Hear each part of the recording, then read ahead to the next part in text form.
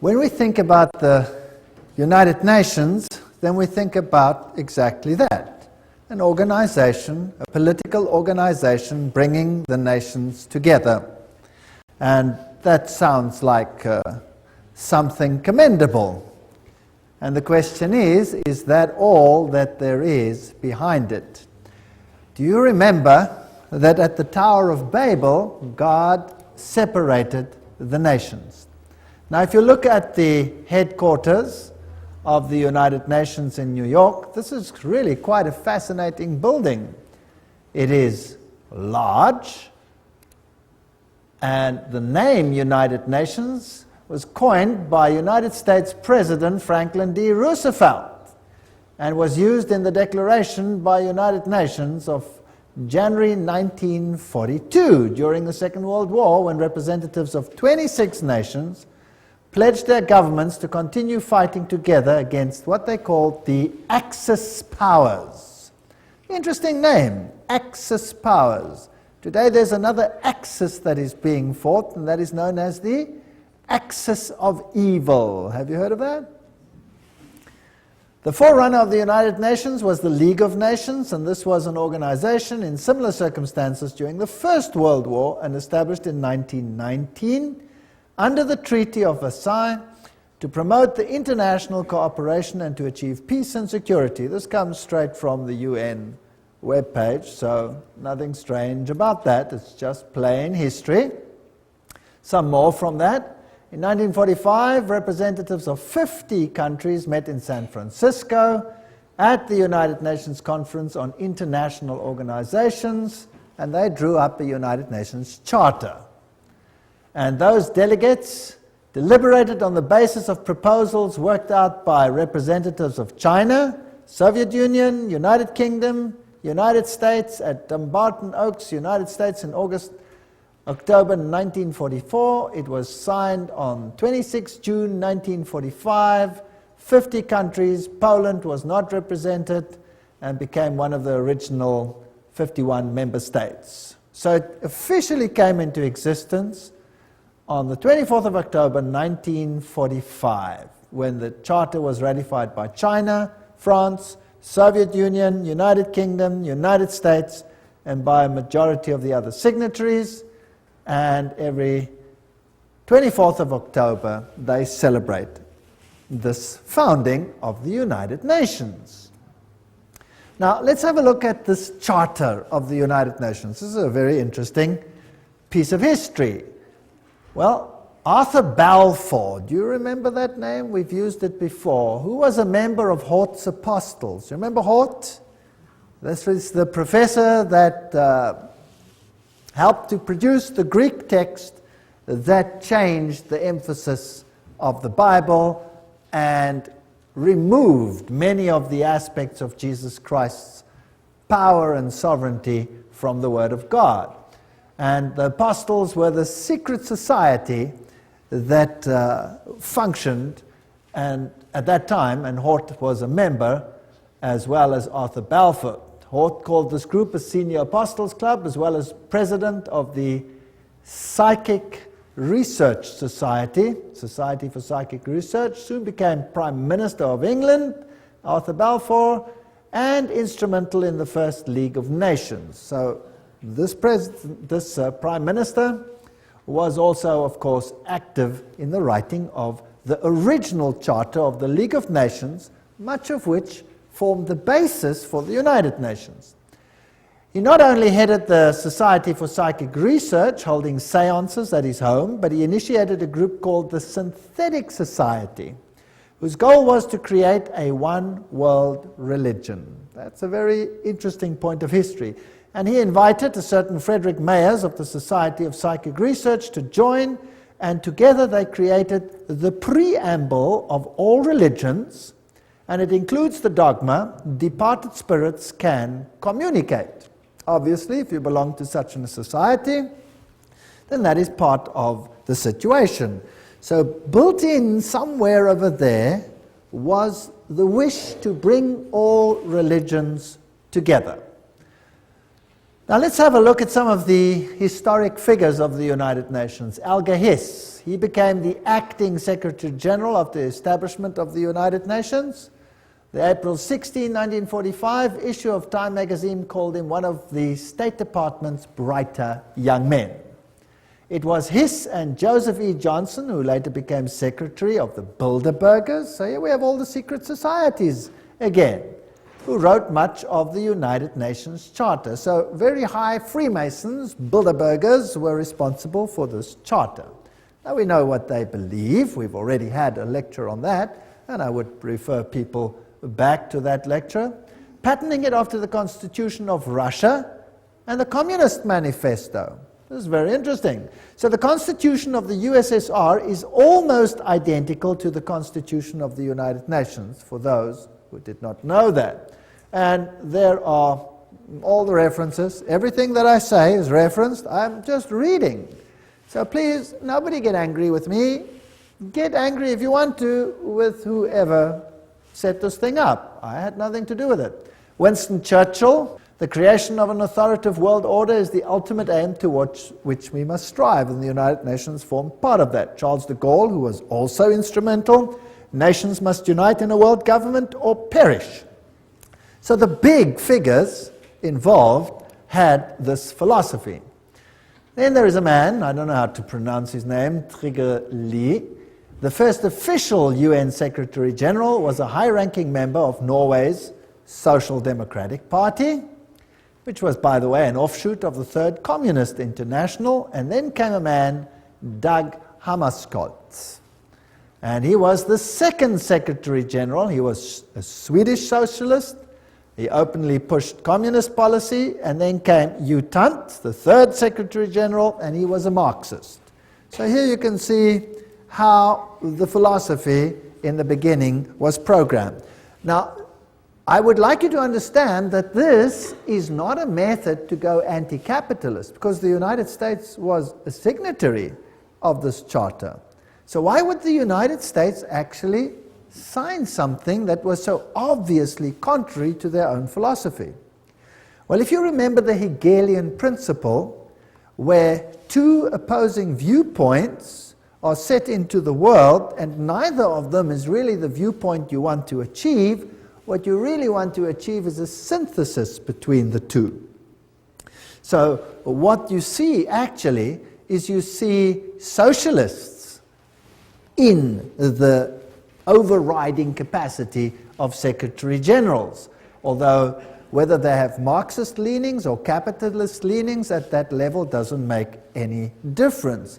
The method is just to bring about a synthesis, which is the desired government of all of them. So out of this chaos, you eventually get whatever you want. Now, U Thant, he was, of course, one of the earliest Secretary Generals. He said, "World Federalists hold before us the vision of a unified mankind living in peace under a just world order. The heart of the program, a world under law, is realistic and attainable." Just to remind you of what we have said before. And of course, behind the scenes, always you have the papacy. As you can see in all of these lectures, the papacy always very heavily involved. Here is Pope Paul VI with Secretary General U Thant. Now this man was a Marxist. Or let's rather put it this way.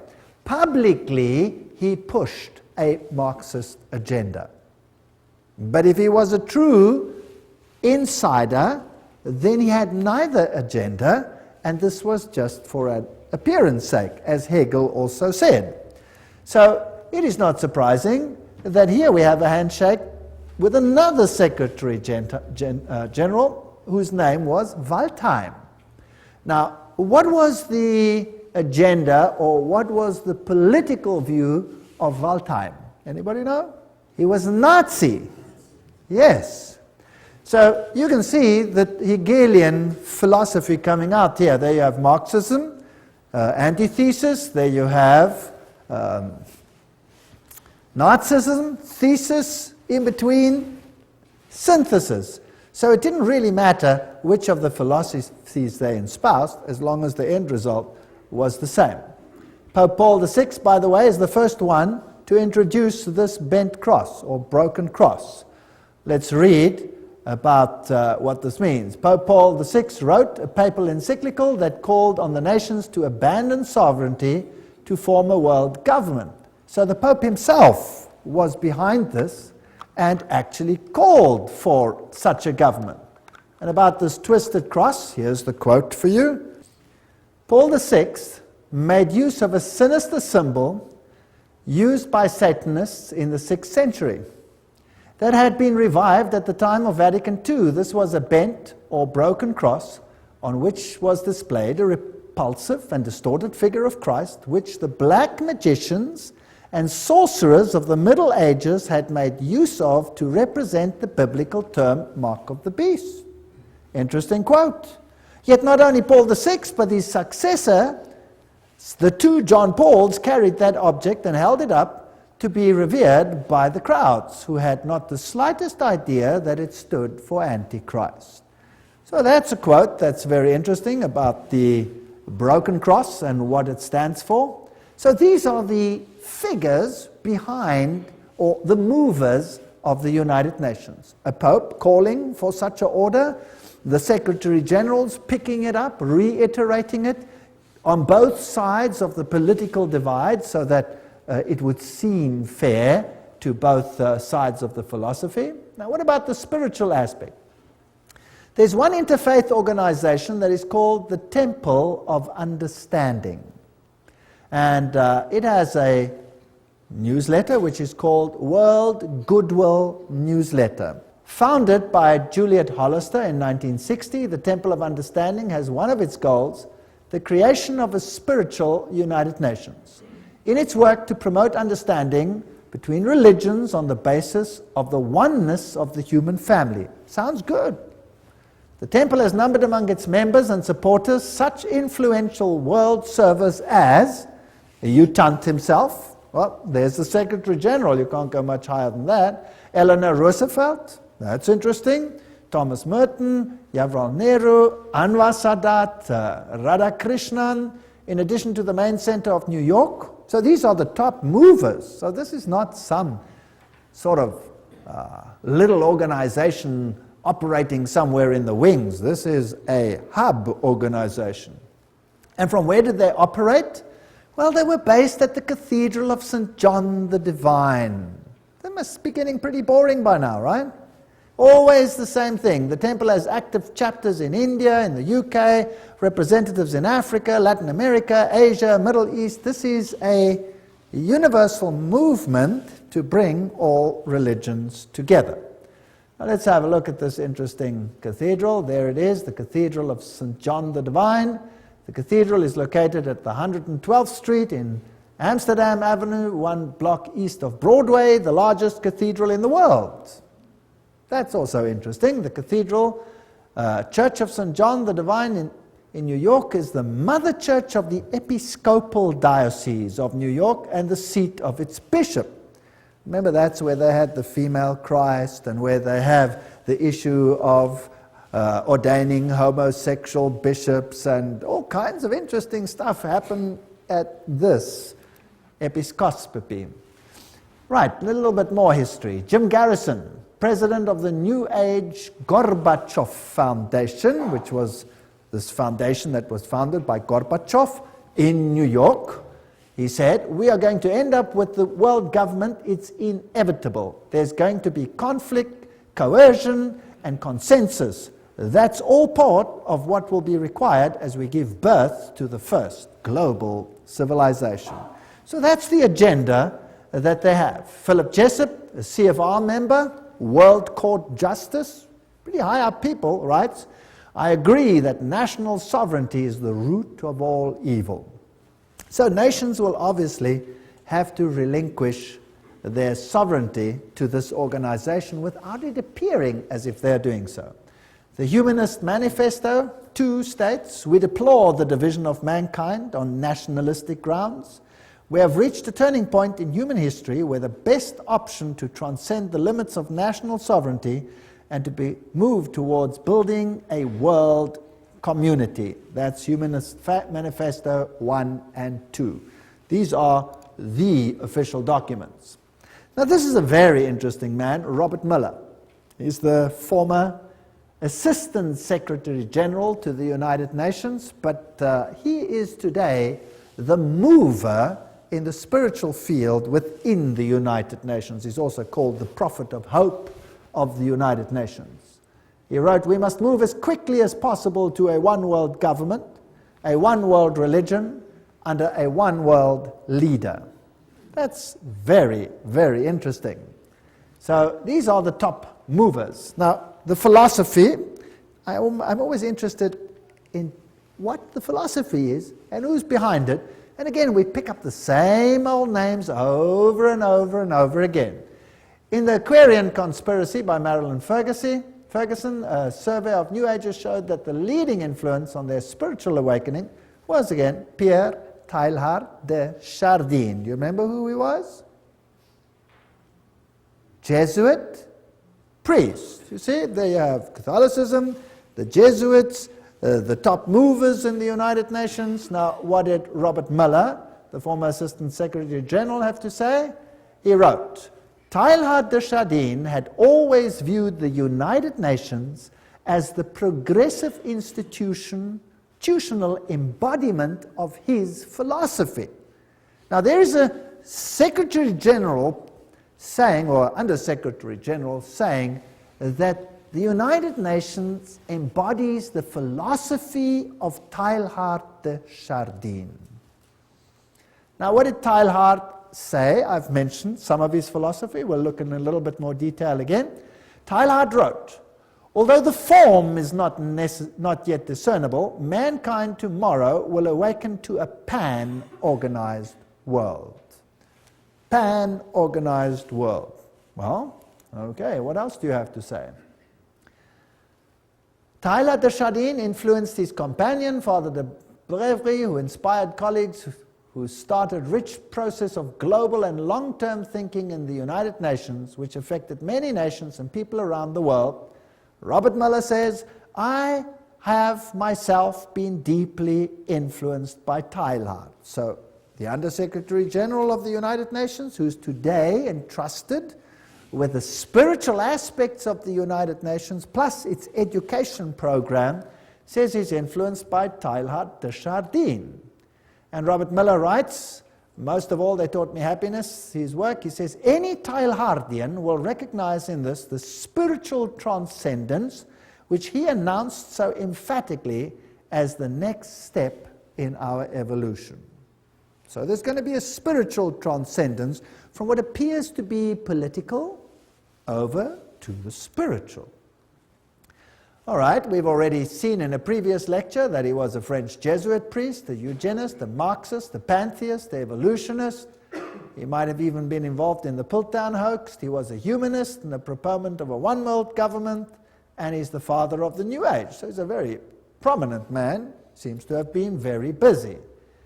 He dreamed of humanity merging into God and each realizing his own godhood at the Omega point. This belief has inspired many of the New Age leaders. In fact, Chardin is one of the most frequently quoted writers by leading New Age occultists. That we've had too when we discussed the New Age movement. But just to remind you, so we can merge into God. This is what the man looks like. This comes straight from the Jesuit web pages themselves. And they'll talk about his evolutionary synthesis, world of the mind and spirit, physical world with the world of mind and spirit, a union of those. And here are a few of his quotes. Just to go into a little bit of detail, this is the spirit of the philosophy of the United Nations. Interesting. "It is a law of the universe that in all things there is prior existence. Before every form there is a prior but lesser evolved form. Each one of us is evolving towards Godhead." So we are all becoming God. Wonderful philosophy. What I'm proposing to do is to narrow that gap between pantheism and Christianity by bringing out what one might call the Christian soul of pantheism, or the pantheist aspect of Christianity. That's fascinating. So God is in everything. God is not a separate entity. We ourselves are God, or part of God. If you are a pantheist, that's what you believe. I can be saved only by becoming one with the universe. That's pantheism. It's also the philosophy of Buddhism. I believe the Messiah whom we await, whom we all without any doubt await, is the universal Christ, that is to say, the Christ of evolution. Right, that's Teilhard de Chardin's philosophy. Isn't that interesting? So, unfortunately, I cannot agree with one single iota of that philosophy. It's not biblical. In fact, it's blasphemous. A general convergence of religions upon a universal Christ who satisfied them all. That's what Teilhard de Chardin said, Christianity and evolution. This is his quote. His quote. So a convergence of religion that satisfies them all. And he saw the United Nations as the embodiment of this philosophy. That seems to me the only possible conversion of the world and the only form in which a religion of the future can be conceived. That means everybody must come together. Now, how do you get all the religions to come together and to bury the hatchets and their differences? You create a pain of separation, chaos, that exceeds the pain of unity. Is that understandable? That's how you do it. That's Hegelian philosophy. That is Freemason philosophy. So today we're in the pain stage, and the next phase will be unity or inexplicable pain. That's the choice. And mankind will quite readily choose which one. The lesser pain, obviously, to survive. Now let's have a look at all these secretary generals and whether they are actually embodying this philosophy or not. This is Dag Hjalmar Agne Carl Hammarskjöld. He was the Secretary General of the United Nations from 10 April 1953 to 1961. Then he met his death in a plane crash, and he was the fourth son of the Prime Minister of Sweden during the years of World War I. He was the first one. Now, what did he do in the United Nations? Well, one of the first things he did was to produce or create a prayer room. And there it is on the left-hand side. A stone in the middle of the room was placed to tell us we may see it as an altar, empty, not because there is no God, not because it is an altar to an unknown God, but because it is dedicated to the God whom man worships under many names and many forms. Very interesting. So there is this prayer room with only this stone altar, which is built to be shaped like a rectangle, if you like, which has certain interesting meanings, and the whole building, the whole room, has the shape of a trapezoid. Now, what does that mean? Well, there's also an all-seeing eye, and that symbol that we see over here amongst the Hittites is also the symbol, if you look carefully, of the United Nations, which has the laurel wreath and which has the face up there, which is just replaced with the earth. Now, perhaps the best way to comprehend what the all-seeing eye represents is to examine the architecture of the meditation room of the United Nations building in New York. The meditation room is shaped as a pyramid, a trapezoid. Without the capstone, inside the room is dimly lit, but coming from the ceiling is a narrow but concentrated pinpoint beam of light which radiates down to a bleak stone altar. On the wall straight ahead is a breathtaking modernistic mural that is dynamically endowed with occult symbolism, containing 27 triangles and various configurations, a mixture of black and white and colored background and a snake-like vertical line. At the center is the all-seeing eye, which grips the millions of annual UN visitors with its stark beckoning image of suspicion and omnipresence. This is the quote from Tex Mars. And some more quotes. The meditation room faces north-northeast. To enter the room, one must proceed from darkness into light. Indeed, the middle order of the Satanic Brotherhood is called the Order of the Trapezoid. That's very interesting. And Anton LaVey, who is the founder of the Church of Satan, refers to an occult principle known as the law of the trapezoid. So we seem to have a very occult room here, which is dedicated to a god that can be served under any name. The one that I know has one name. One name. One could tell several moving stories, writes Robert Miller, the spiritual godfather, if you like, of the United Nations and the former Under-Secretary General. One could tell several moving stories of the spiritual transformation of the United Nations as caused to the point that this little speck on earth is becoming holy ground. For example, the rational intellectual economist Dag Hammarskjöld found God at the United Nations and inspiration for his work as a world servant in the mystics of the Middle Ages. Oh, so he didn't find it from the Bible, he found it where? From the mystics. Towards the end of his markings overflow with spirituality and mysticism. There you are, the words of the United Nations themselves, or their representatives, telling us how this inspiration came about. Now let's go back a little bit to Foster and Alice Bailey. These were Alice A. Bailey, the one who received dictated messages from Dwal Kul, and who is known as the prophetess of the New Age. They started a group called World Goodwill, an official non-governmental organization within the United Nations. The stated aim of this group is to cooperate in the world of preparation for the reappearance of the Christ.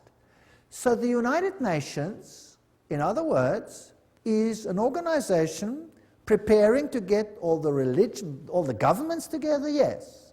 But that is just on a political level. The agenda behind it is to bring all the religions together and to prepare it for the coming of Christ. Which Christ? Not Jesus Christ, but the cosmic Christ. Because Jesus Christ is not coming, as we will see in a future lecture, to do what they think is going to happen. Their Christ wants to have a kingdom here on earth. But God says, my kingdom is not of this earth. Now, let's have a look at this man, Robert Miller. There he is. Dr. Robert Miller, former Assistant Secretary General of the United Nations, Chancellor of the United Nations University of Peace, and he's chairperson of the Peace Party 2000. He's a very prominent man. What does he write? Robert Miller. Decide to open yourself to God, to the universe, to all your brethren and sisters, to your inner self, to the potential of the human race, to the infinity of your inner self, and you will become the universe. You will become infinity, and you will at long last, you will be at long last your real, divine, stupendous self. There you have the same philosophy. So what is he saying? That we can become gods. All right, so that is the mover and the shaker of the philosophy of the United Nations. Robert Miller writes in World Core Curriculum the following. Now this is stunning. The underlying philosophy upon which the Robert Miller School, now what is the Robert Miller School? We'll have to come to that. Robert Miller School is the education program for the entire world as will be enforced by the United Nations. That's scary. Let's read on. The underlying philosophy upon which the Robert Miller School is based will be found in the teachings set forth in the books of Alice A. Bailey. Hello? The books of Alice A. Bailey were published originally by Lucifer Publishing Company, which, because of all the flack, they changed to Lucis Trust. Isn't that correct? The school is now certified as a United Nations associated school providing education for international cooperation and peace. Okay, this is big business. So the philosophy is based on Luciferian channeled writings preparing for the coming of Lucifer. And remember what they said. They were quite open about it. Alice A. Bailey claimed evidence of the growth of human intellect along the needed receptive lines for the preparation of the new age can be seen in the planning of various nations and in the efforts of the United Nations to formulate a world plan. From the very start of this unfoldment, 3 occult factors have governed the development of all these plans. Now, can you see why I called the lecture the UN and the occult agenda? Because Alice A. Bailey says there were 3 occult plans, and Robert Miller says, yes, we follow the writings of Alice A. Bailey. She did not spell them out, but she did state, within the United Nations is a germ and seed of a great international and meditating reflective group, a group of thinking and informed men and women in whose hands lies the destiny of humanity. Ooh. This is largely under the control of many fourth-ray disciples, if you could but realize it, and their point of meditative focus is the intuitional or Buddhic plane, the plane upon which all hierarchical activity is today to be found. That's about as occult as you can get. What she is saying is that the inner core of the United Nations is controlled by people who are under the control of Lucifer. That's what she's saying. She's saying it's demonic. And it's out of her words, not mine. I'm just reading. That's what's such fun about all of this. Helena Petrovna Blavatsky, founder of Theosophy. She was the forerunner, of course, of the Bailey books. And Theosophy was then taken over by Annie Ward Besant over here, and then taken over by Alice A. Bailey. And here is the great invocation that has to be read and learnt by every child in the future. From the point of light within the mind of God, let light stream forth into the minds of men, let light descend on earth. From the point of love within the heart of God, let love stream forth into the hearts of men. May Christ return to earth. But this Christ is not Jesus Christ. From the center where the will of God is known, let purpose guide the little wills of men. Oh, how neat. It's so derogatory. The purpose which the masters know and serve. What arrogance. From the center which we call the race of men, let the plan of love and light work out, and may it seal the door where evil dwells. This is interesting. Which door is to be sealed where evil dwells? Well, if you know occult science, you'll know that they call light darkness and darkness light, and they say that Jesus is the evil one. We read all those quotes when we did the lecture on that issue. May it seal the door where evil dwells. Let light and love and power restore the plan on earth. Restore what plan? Restore whose plan? And who made it so that it is not restored? Well, who separated the nations? God separated the nations. What is the focus of the United Nations to? Unite the nations. So they want to restore that which the, in inverted commas, evil one happened to mess up with one brilliant move of confusing the languages. Well, just goes to show, one word of God and is confused for 4,500 years. Who's really in control here? Well, here's Annie Besant in her 33-degree Freemason regalia. Co-Masonry, you'll remember we dealt with this issue. The Theosophy textbook teaches immortality, reincarnation, the deity of man. Statements by this Dwal Kul, who also inspired Alice A. Bailey. He says, talks about Alice A. Bailey, know me still by another name and office, AAB. Alice A. Bailey knows who I am and recognizes me by 2 of my names.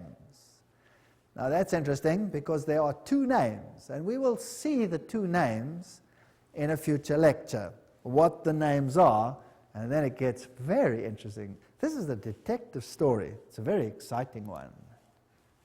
Well, the Bible says that they are spirits of demons, working miracles which go forth to the kings of the earth and to the whole world to gather them to the battle of that great day of God Almighty. Revelation 16:14. Remember that? Helena Petrovna Blavatsky, the founder of this movement, of which Alice A. Bailey became the high priestess, if you like, said Lucifer represents life, thought, progress, civilization, liberty, independence. Lucifer is the Logos, the serpent, the Savior. It is Satan who is the God of our planet and the only one. Then she talks about the Virgin, who is Satan and Lucifer at the same time, and the Holy Ghost, all wrapped in one. So whether you call him Isis or whether you call him Osiris, doesn't matter. Whether you call him Baal and Ashtoreth, doesn't matter. Two names. He always comes under two names, two principles. Alice A. Bailey, she succeeded Besant as leader of Theosophy. Her husband was a 32-degree Freemason and also, of course, part of co-Masonry. There she is, priestess and prophetess of the New Age movement, who received these messages from this spirit entity, which has to be a demon, Dwal Kor. Her writings, as we have said, are one of two women to be one of the most prolific writers of modern times. Her main aim, the problems of humanity, getting all humanity together again, and preparing the world for the coming of Christ. And we have read this quote already. I dedicate myself anew to the service of the coming One. One is an acronym in the occult for Lucifer. And will do all I can to prepare men's minds and hearts for that event. I have no other life intention.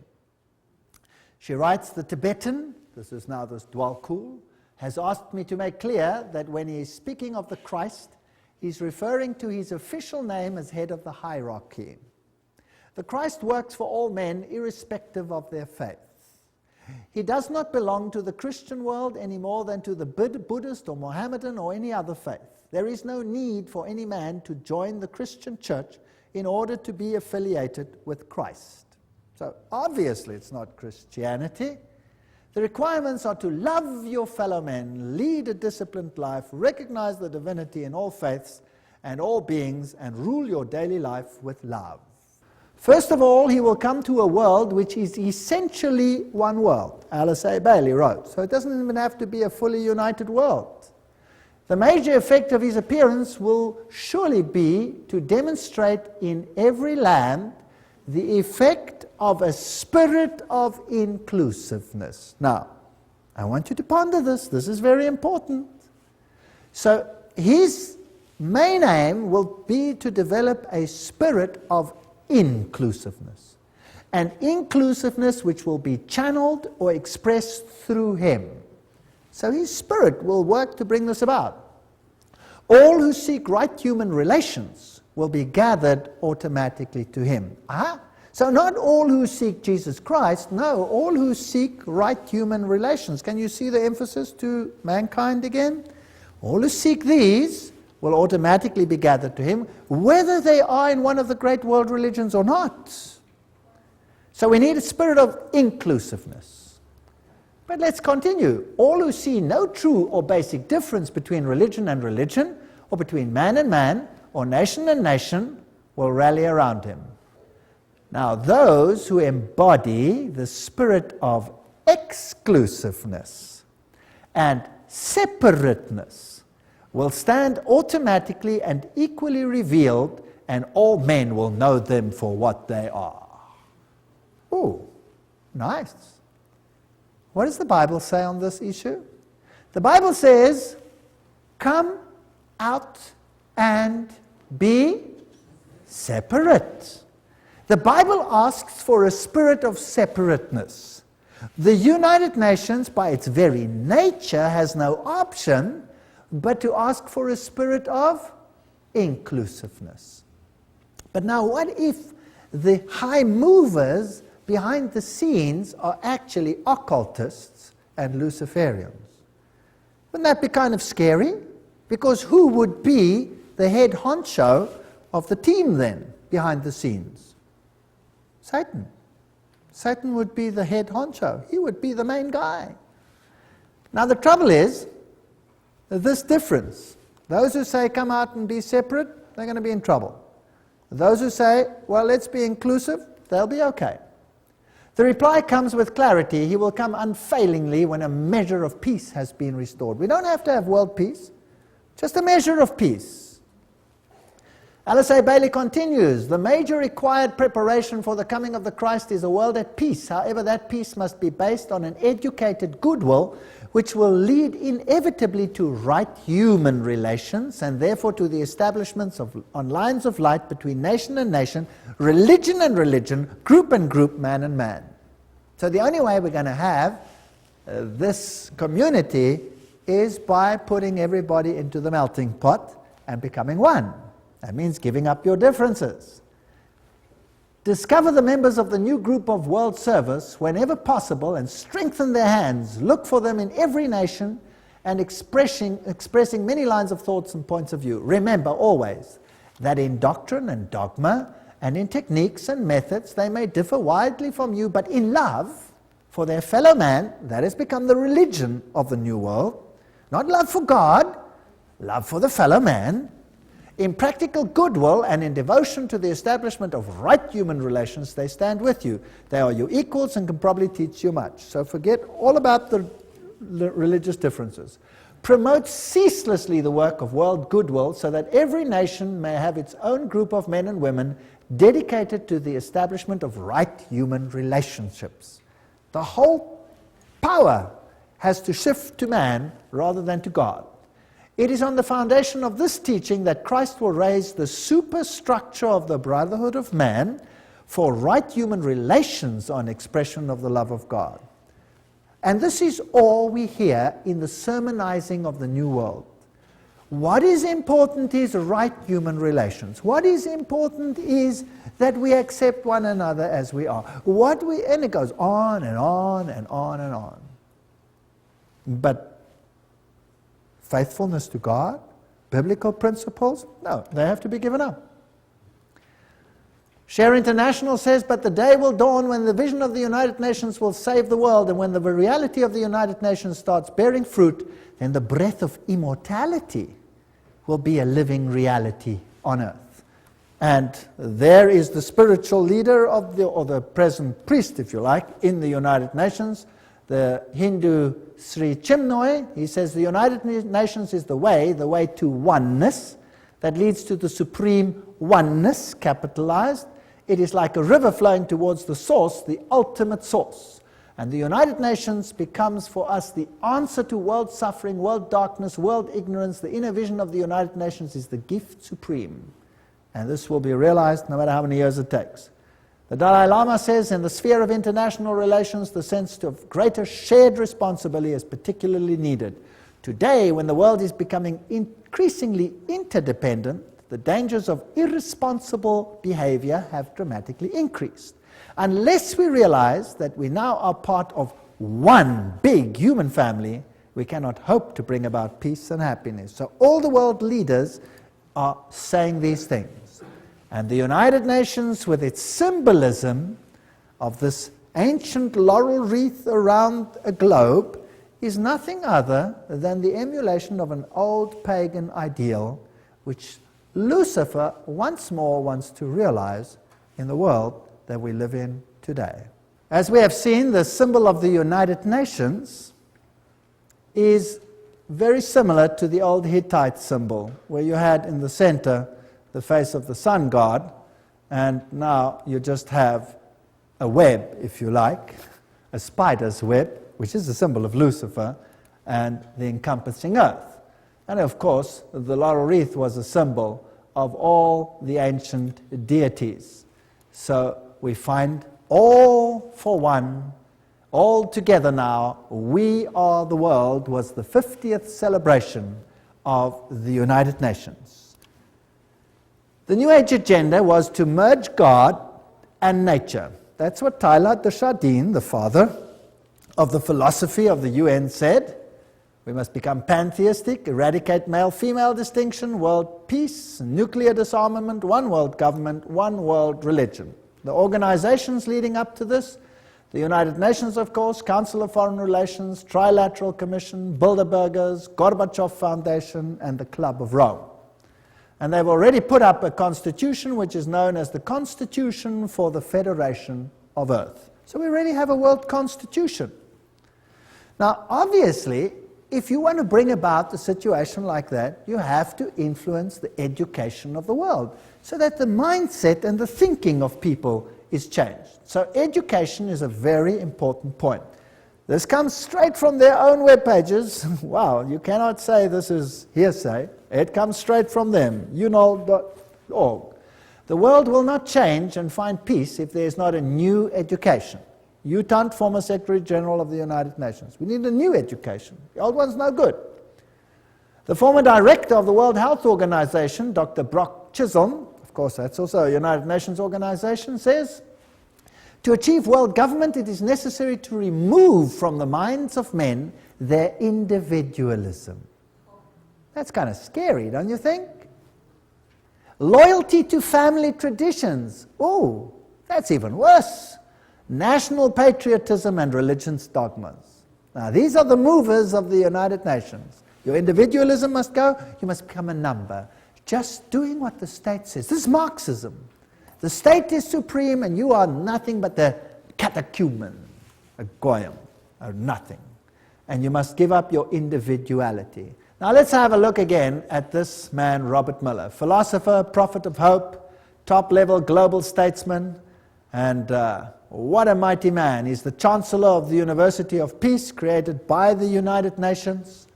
He is the creator of what is known as the World Core Curriculum. That says everything. And he's known throughout the world as the father of global education. There are 29 Robert Miller schools around the world, more being established each year. World Core Curriculum earned him the UNESCO Peace Prize in 1989. He has recently drawn up a framework for world media coverage. What you see on your television is what you're supposed to see, not what you should see. As a public service as well as a framework for planetary and cosmic consciousness. Wow, so your mindset, your cultural mindset must be changed, your framework for the arts and culture. These are occultists speaking. After all, he said so himself. He says he follows Alice A. Bailey. He's the author of the World Core Curriculum. What does that do? Everything is a quote. Steer our children towards global citizenship, earth-centered beliefs, socialist values, the collective mindset, which is becoming a requirement of the 20th century workforce. Your children will have to be modified. We are living in a frightening world. Robert Miller, what does he write about a World Core Curriculum? He says a World Core Curriculum might seem utopian today, but by the end of the year 2000, have we passed that? Yes. It will be down-to-earth daily reality in, what does it say there? All the schools of the world. Now, believe you me, I have been in the education system. I officially left the education system 1 month ago. And what I have seen in the last few years, the changes are hair-raising. Hair-raising. If that is what is awaiting us, then God help this world. We've already seen, he says, the philosophy is based on Alice A. Bailey. And World Core Curriculum, this is unol.org, that is their own one. What is their teaching? Our planetary home, place in the universe, our place in time, that's all the evolution stories. The family of humanity, that's global humanity, the miracle of individual life, and the coordinating centers of the world, where they all are, the Robert Miller Schools International. What do they teach? Well, they have, for example, the Shaman Institute, and they have all these nice, interesting occult signs for all the things that they stand for. Eleusis, the all-seeing eyes, humanistic psychology. This is one of the Robert Miller School's teaching points. Here is Franco, a shamanic facilitator, astrology, sacred circle operator, author of Initiation and Astro Shamanism. He talks to inner guides. What else? He says the workshop offers practical tools for journeying into ecstatic dimensions, beyond conventional time. He says the program includes shamanic journeys, drumming, ceremonial sharing, soul retrieving, connection with guides and spirits. This is spiritism of the worst kind. This is forbidden in the Bible. No wonder the Bible is not part of this organization's book. Robert Miller says, at the world level, the UN has adopted a world economic development strategy. Food, agriculture, there's a world food plan, a world health plan, a world literacy plan, a world employment plan, a world industry plan. They've got every single detail of our lives sewn up. Now, another organization that's very important is UNESCO. And let's just look at UNESCO. It's a sub-organization of the United Nations. Julian Huxley is the former director of UNESCO. He was Humanist of the Year. He's a theistic philosopher, member of the Communistic Colonial Bureau of British Fabian Society, and signer of the Humanist Manifesto too. That's not a very good recommendation as far as I'm concerned. Some more. Skull and Bones member Archibald MacLeish wrote the UNESCO Constitution. So he must be an Illuminati member, as we saw in that lecture on the secret behind secret societies. So Freemasons helped create the organization, a fervent international MacLeish. He is associated with one worldism. Here's another one. Niebuhr is UNESCO's co-founder, and he signed Siecos. Now what does that mean? Which appeared in 1969, and they printed it in the New York Times then. What is Siecos? These are the founders. It is the position of Siecos that contraceptive services should be available to all, including minors, who should enjoy the same rights of free and independent access to contraceptive care as do others. It is the position of Siecos that the use of explicit sexual material, sometimes referred to as pornography, can serve a variety of important needs in the lives of countless individuals. These are nice people up there in the United Nations. No wonder now it is forced curriculum at even junior schools to have explicit sexual details explained, all in the names of preventing sexual diseases, with the most strange and lewd acts which have to be performed. In fact, our universities are granting honorary doctorates to those who are the most perverse on the stage. Yes. Huxley, who was the initial chairman, in its educational program can stress the ultimate need for world political unity, familiarize all people with the implications of transfer of full sovereignty, and etc., etc. So these people are all birds of a feather.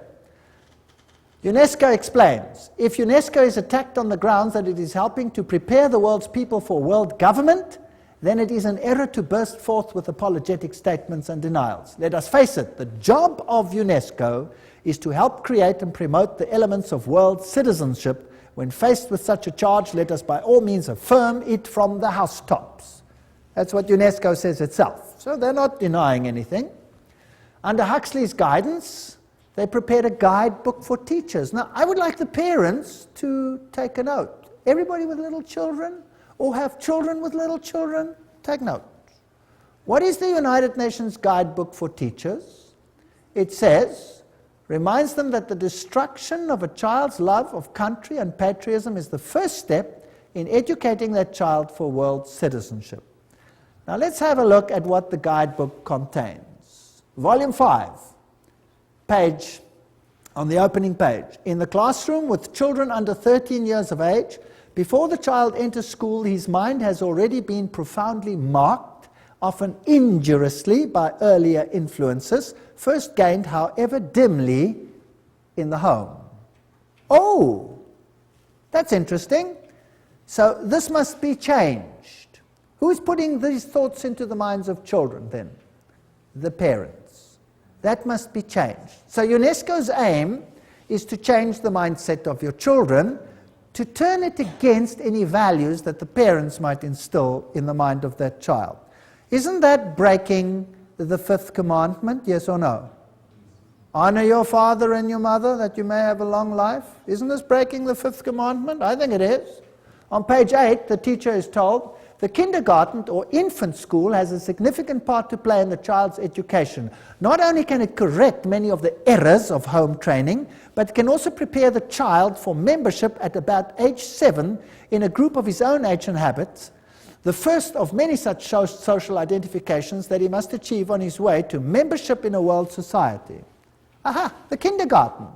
So now, the governments of the world are saying, you must send your kids to school earlier. Did you know that? That the governments are beginning to say that? And England now passed a rule when? This year. This very year. Guess when kids go to school from this year onwards in England? Age 3. Yes, age 3. You have to send them to preschool. That's nice, and the mothers love it because they don't have to take care of the kids. But who's controlling the mindset of the kids? And who's behind it? Occultists. Page 58 of the guidebook to teachers says, as we have pointed out, it is frequently the family that infects the child with extreme nationalism. The school should therefore use the means described earlier to combat family attitudes. Now, nationalism is not their ultimate game. What is their real game?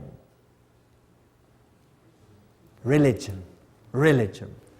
Volume 5, page 11. In our view, history and geography should be taught at this age at a universal history and geography. The study of history raises problems of value which are better postponed until the pupil is freed from nationalist prejudice, which is present surrounds the teaching of history. So the whole mindset of the child must be changed in the teaching program, and this is UNESCO's aim. Not a very, well, noble aim, I don't think, because the authority of religion and parents, especially Christian religion, will be undermined. Now another organization comes in, this is called the Finhorn organization, and they promote ecological health and prosperity. Have you heard much about ecology in the world today? Yes.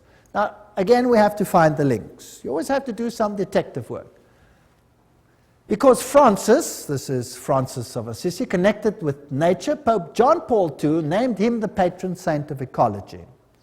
Now, St. Francis was the roommate of Ignatius Loyola, the Jesuit founder, just for interest's sake. It is on St. Francis Day that thousands of people flock to St. John the Divine, oh, how boring, Cathedral for the blessing of the beasts. Also, occultist Robert Miller, that's now the Under-Secretary General of the United Nations, former one, informs us that Francis has been declared patron saint of the United Nations. The Pope does it, United Nations follows. Who's really in control? The Pope. And there he is. If you want to, you can pray to him. If you don't want to, you can ignore it. The UN Secretary General U Thant formed the organization Planetary Citizens with New Age activist Donald Keyes. Now we're getting the links. There's the top man, the United Nations, with Donald Keyes. Planetary Citizen is now a global government organization within the UN specifically devoted to preparing people for the coming of a new culture. Now, let's go on with Donald Keyes. He's together with U Thant. Donald Keyes has been actively involved in Finhorn. Have you got the link? United Nations, Secretary General U Thant, Donald Keyes, Finhorn. In Scotland and writes regularly for its magazine One Earth. Keyes wrote, "The New Age groups are focusing on entering a new stage, a world-related stage. They are becoming mature enough to begin to shoulder some of the load of humanity's burdens. The spread of New Age values as unifying yeast in the human loaf may be the critical ingredient for successful emergence from the 1980s onwards." Now let's see what Finhorn is all about. Here we go. Their logo is the flame of Lucifer. They use occult symbols, they use the lotus flower, they talk about divinely ordinary, divinely human. So what are they saying? We're God, and God spoke to me. Now who's that God that speaks to them? Well, let's ask their spokesman. This is David Spangler. There's one of his books, Parent as Mystic, Mystic as Parent. So this is what your education is going to do to your kids. Do you know that? David Spangler, co-director, spokesperson for Finhorn community in northern Scotland. That's what he looks like today. Let's see what he says. He writes in the Reflections of Christ, "The true light of Lucifer cannot be seen through sorrow, through darkness, through the rejection. The true light of this great being can only be recognized when one's own eyes can see with the light of the Christ, the light of the inner sun. Lucifer works within each one of us to bring us to wholeness. And as we move into the new age, which is the age of man's wholeness," they love that word, wholeness, "each of us in some way is brought to the point which are termed Luciferic initiation. The particular doorway through which the individual must pass if he is to come fully into the presence of his light and wholeness, Lucifer comes to give us the final gift of wholeness. So who are these people actually worshipping? Lucifer, directly. Lucifer prepares man in all ways for the experience of Christhood. Oh, we become Christ. And Christ prepares man for the experience of God. But the light that reveals to us the presence of the Christ, the light that reveals to us the path of Christ, comes from Lucifer. He is the light giver. He is aptly named the morning star because it is his light that heralds for man the dawn of a greater consciousness. David Spangler. There he says it, straight out. David Spangler writes, we can take all the scriptures and all the teachings and all the tablets and all the laws and all the marshmallows and have a jolly good bonfire and marshmallow roast because that is all they are worth. Okay. I don't think they like the Bible very much or the law of God. These are the movers and shakers of the United Nations. They're waiting for a new economic order. Well, I'm not going to go into those details. We affirm that the economy of all nations is a seamless web. They want to join it together, and a new international economic order. That's World Goodwill Commentary, all there by itself. We, the members of the United Nations, solemnly proclaim our united determination to work urgently for the establishment of a new economic international order. The whole world is going to be controlled at every single level by these people. A complete change in the world's financial and economic order is imperative. Benjamin Cream, spokesman for Maitreya. So, UN General Assembly says new international economic order. And so we have all these strange happenings. Buckminster Fuller says, don't give me any other job. Just let me be head of the World Food Authority and I'll have the whole world at my feet tomorrow. They're going to use food to create enough tension to make everyone accept this. Benjamin Cream also wrote, the industrialists, economists, administrators of great experience and achievement who with a hierarchy, that's a bunch of demons by the way, have worked out plans and blueprints which will solve the redistribution problems of the world when the political will is there to implement them. So that means when they start stealing from those who have and give it to all the others. Maitreya himself, this New Age Christ. The UN is the major hope of the world. In its interrelationships, we can see democracy writ large, the symbol for the expression of God's will that men call goodwill. With the advent of the Christ, this goodwill will bring all men and all nations into correct relationships and create the necessary circumstances for the expression of that synthesis which will be the outstanding keynote of the coming civilization. In this vast enterprise, the UN will play a major role. Remember Revelation 17? The 10 horns you saw are 10 kings who have not yet received a kingdom, but for 1 hour will receive authority as kings along with the beast. They have one purpose, to give their power and authority to the beast, and they will make war against the Lamb. 10 regions, according to Gary H. Carr, the Club of Rome divided the world into and wrote the new constitution.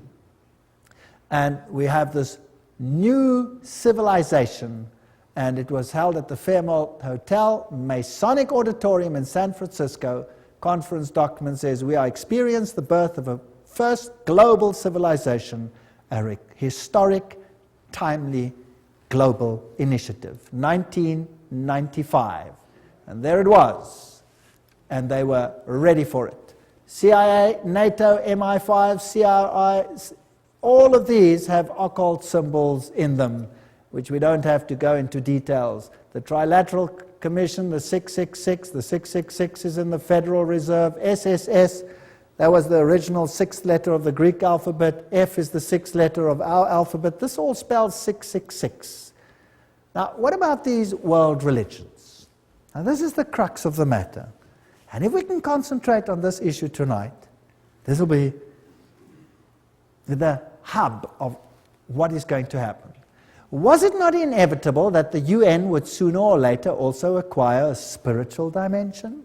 That's what Robert Miller says, the big man behind world education, world media, University of Peace, all of these things. Robert Miller writes, there's a famous poster which shows Christ knocking at the tall United Nations building, wanting to enter it. I often visualize in my mind another, even more accurate painting, that of the United Nations, which would be the body of Christ. Interesting. Doesn't Christ say, my kingdom is not of this world? So this is another kingdom, and this Christ is definitely not Jesus Christ. He then refers to Pope John Paul said that we are stone cutters and artisans of a cathedral which we might never see in its finished beauty. This is Masonic language that Pope John Paul II is talking about. The tapestry of its work encompasses the total condition of humankind on this planet. All this is part of one of the most prodigious pages of evolution. It will require the detachment and objectivity of future historians to appraise fully what happened in the last third of our century and to understand the real significance of what the United Nations was. No human force will ever be able to destroy the United Nations. Very interesting. For the United Nations is not a mere building or a mere idea. It is not a man-made creation. This is Robert Miller speaking, former Under-Secretary General of the United Nations. If it wasn't man-made, then who made it? Who made it if man didn't make it? Well, they told us who the leader is in so many words. Who is he? Lucifer. Okay. The United Nations is the vision light of the absolute supreme Masonic signal language, which is slowly, steadily, and unerringly illuminating, you know the buzzwords by now, the ignorance, the night of our human life. The divine success and supreme progress of the United Nations is bound to become a reality.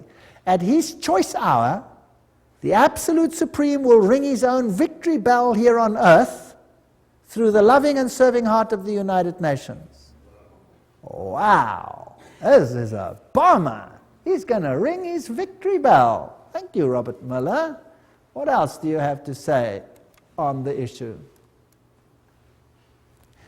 Decide to open yourself to the potential of the human race, to the infinity of your inner self, and you will become the universe at long last, your real divine self. That really puts it all in the picture.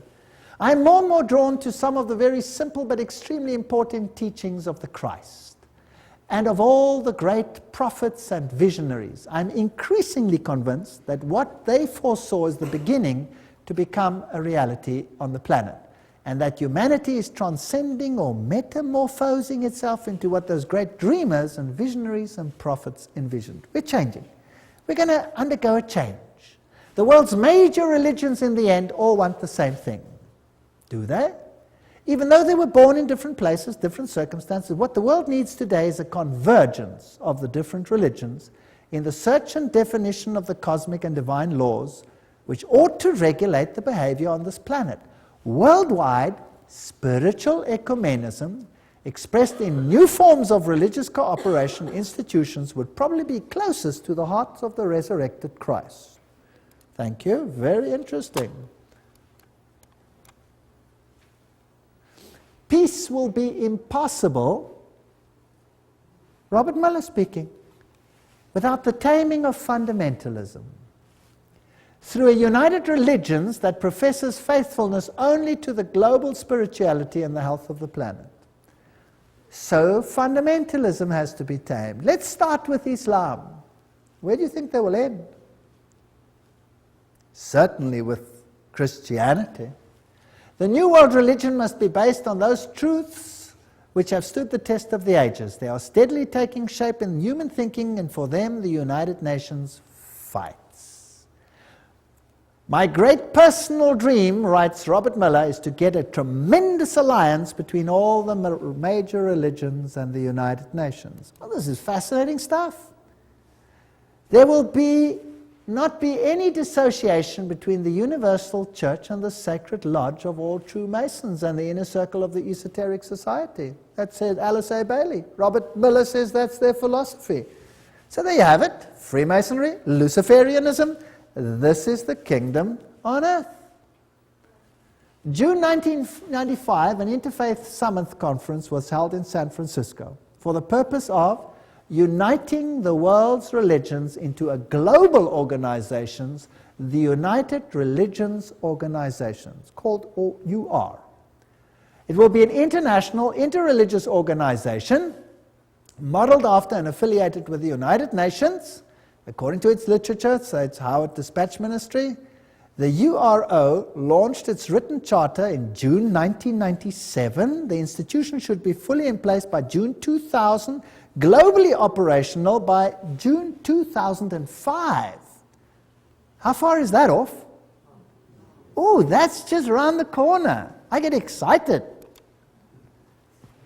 Cooperating closely with the UN and its organizations to complement the UN's political, diplomatic, etc. The Interfaith Conference, Anglican Bishop William E. Swing issued the challenge for a new global civilization. He said, "We stand on the threshold of a new world order that may be defined either by an increasing polarization that fuels a spiral of escalating conflict and violence, or by growing global cooperation that calls the human race to work across national, ethnic, and religious boundaries to serve a larger global good." See where we're heading? Robert Miller, and this is very exciting, Dispatch magazine. "Do not worry if not all religions will join the United Religions Organization. Many nations did not join the UN at the beginning, but later regretted it and made every effort to join. It was the same with the European community. It will be the case with the world's religions, because whoever stays out or aloof will sooner or later regret it." Wow. Now, that's fascinating. Where are we going? Sooner or later regret it. This man over here is Joseph Reed. He's the Under-Secretary General of the United Nations currently. And here he is speaking at a huge convention of Seventh-day Adventists. And he's going to tell them exactly who is going to be in control. Let's listen to him. I make this appeal because the United Nations is also your organization, our world organization, your United Nations. Delegates, please remember, the United Nations is the only machinery we have for collective cooperation among all nations. It is the only worldwide institution for furthering development. The United Nations is the only universal mechanism for protecting human rights. The United Nations is the only shared framework for strengthening international law. Delegates, the United Nations is not one of the luxuries of international life. The work of the United Nations is of vital importance for the betterment of life on our planet. That's very fascinating. The United Nations is also your organization. It is the only body for this, that, and the other. Now, that's not the speech he wrote. He read it for Kofi Annan, the Secretary General of the United Nations. Now, I have a problem. I don't want to be part of a Luciferian organization. I certainly don't want to be. That's just me, personally. The mystical tradition in the mainline denominations easily interact with those of the heathen religions of the world. Meditation practices, visualization techniques, breathing exercises are now being used to tap into spiritual realm, and such religious leaders as the Pope and the Dalai Lama are very much on the same plane. Discernment Newsletter, 1996. A religion to fit everyone. Goals of this one world religion, world goodwill, remember this is all UN-affiliated organizations, founded by the very highest level of people.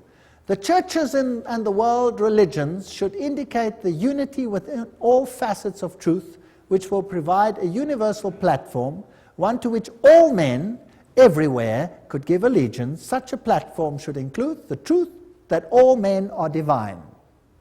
Thank you. Can we do that? Yes or no? I hope not. The truth that evolution governs the growth of the human being. I don't believe in that either.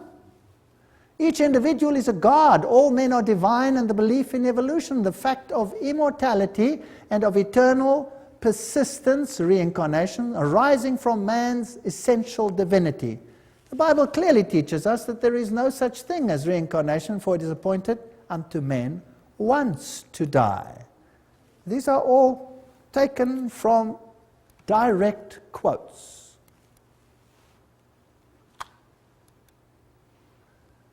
Preparation by men and women of goodwill is needed to introduce new values, new standards, new attitudes, prepare for a coming world teacher, requirements of a new world order, and a reorganization of social structure. I want nothing to do with that. I want nothing to do with that. Alice A. Bailey writes, the same old formulas, the same old theologies, the same old interpretations are deemed adequate to meet men's modern needs and inquiries. They are not. The church today is the tomb of the Christ, and the stone of theology has been rolled to the door of the sepulchre. Oh, Jesus and his theology, goodbye. Goodbye. She writes, the day is dawning when all the religions will be regarded as emanating from one great spiritual source. All will be seen as unitedly providing one root out of which the universal world religion will inevitably emerge. Then there will be neither Christian nor heathen, neither Jew nor Gentile, but simply one great body of believers gathered out of all the current religions. That sounds nice. But whose religion will it be? They will accept the same truths not as theological concepts, but as essential to spiritual living. They will stand together on the same platform of brotherhood and of human relations. They will recognize divine sonship, will seek unitedly to cooperate with the divine plans. Such a world religion is no idle dream, but something which is definitely forming today. World Goodwill Letter, 1993, quoting it. These are United Nations organizations. So obviously, the world is going to move towards this unified platform, and there will be some who propagate a spirit of separateness. Is that correct? Can we see that emerging? And then there will be conflict. And Robert Miller says that those who do not want to go along with this will sooner or later come to regret it. So obviously we're heading for a clash. Miller also said, we must hope also that the Pope will come before the year 2000 to the United Nations, speak for all the religions and spiritualities on this planet, and give the world the religious view of how the third millennium should be a spiritual millennium, a millennium which will see the integration and harmony of humanity. Who must be the spokesman for this new world religion? The Pope. The plan is coming together. Revelation is unfolding. This is exactly what the Bible speaks about what will happen. Instead of becoming dejected and miserable, then lift up your heads and start smiling, because we're going home. This is exciting. The world's major religions must speed up dramatically their ecumenical movement and recognize the unity of their objectives and diversity of their cults. Religions must actively cooperate to bring to unprecedented heights a better understanding of the mysteries of life and of our place in the universe. My religion, right or wrong, and my nation, right or wrong, must be abandoned forever in the planetary age. You're not allowed to say Jesus is the only way. It must be abandoned forever. I'm sorry, I will not abandon it. I refuse. And then we had this wonderful meeting. The Pope actually did appear before the United Nations. And then they came together in this massive rehearsal at the United Nations, where they formed this new ecumenical initiative funded by Ted Turner. And the whole world is gathering into one new religious pot under the United Nations. And I saw one of the heads, as it were, wounded to death, and his deadly wound was healed, and all the world wondered after the beast. Revelation 13:3. Joshua 24:15. And if it seems evil unto you to serve the Lord, choose you this day whom you will serve, whether the gods which your forefathers served that were on the other side of the flood, or the gods of the Amorites in whose land you dwell. But as for me and my house, we will serve the Lord. That's the decisions we have to make. Those are the issues before us. And the sad thing is, I'm not making this up. I'm just reading it off the screen. I'm really not making this up. I wish I was, but I'm not. So we are actually facing a crisis situation. But in the lectures that are now coming, we will have to look at the other side of the coin. We've had enough of this side of the coin, don't you think? I'm sick to death of it already. Now let's have a look whether God has an answer to what Satan is planning. Now I had handed out another little card over here, and I've got a question on there. I'm beginning to see that the battle is not really political. Did you see that tonight? The battle is not really political, but religio-political. They want your allegiance and your mind. I see that the devil has it so set up that the whole world, and even if possible the very elect, are to be deceived and mesmerized by his devices. By God's grace, the second point, I do not want to be one of those that are deceived. I see that it is more than just being aware of the problem. I see that I will have to make a concerted effort to find truth and to become and remain undeceived. What is the only channel whereby we can find out the will of God? You tell me. The Bible. If God hadn't given us the Bible, we would be hopelessly at sea. Thank God, God gave us the Bible. What would we do without it? I wouldn't know where we're going. It would all seem logical. It would all seem okay. Everybody would be happy to climb onto this bandwagon, right or wrong. I want to know how Jesus will be victor in this controversy. All we've seen is Satan build up his kingdom. And that's exactly what the book of Revelation is about. I'm interested in learning more and to plan to attend the next lectures, because this is where the counter plan of God will start to be discussed. We're now going to go back to the Bible, and we're going to find out what God has in store for us. But if I could just be so daring as to ask, just show me your hands if you want to. Who sees that Jesus is being eradicated from the world plan? Who sees it? Wow, so there's a total onslaught on Jesus Christ. And we are just caught in the battle. Isn't that right? We're just caught in the battle. So what hope have we got of changing the status quo?